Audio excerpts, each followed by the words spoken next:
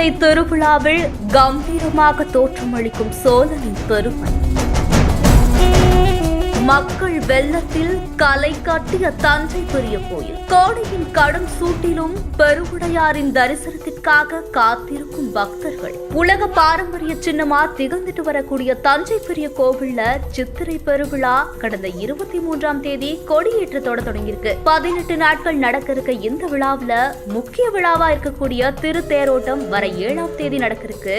அதே மாதிரி கோடை விடுமுறையும் தொடங்கி இருக்கிறதால சித்திரை பெருவிழாவில கலந்துகிட்டு பெருவுடையார வழிபட ஏராளமான பக்தர்கள் குடும்பத்தோட வந்து 1 மணி நேரத்துக்கும் மேல வரிசையில நின்று தரிசனம் செஞ்சுட்டு போறாங்க. மேலும் நந்தியம் பெருமான், பிரகன்நாயகி, வாராகி பரிவார தெய்வங்களையும் வழிபட்டுட்டு போறாங்க. தமிழர்களுடைய கட்டிடக்கலைக்கும் சிற்பக்கலைக்கும் எடுத்துக்காட்டா இருக்கக்கூடிய தஞ்சை பெரிய கோவில்ல பக்தர்களுடைய கூட்டம் கட்டுக்கடங்காமல் இருக்கு. இந்த செய்தி குறித்த உங்களுடைய கருத்துக்களை கீழே கமெண்ட்ஸ்ல சொல்லுங்க. மேலும் செய்திகளுக்கு நம்ம பிஹைண்ட் ஃபாலோ பண்ணிக்கோங்க.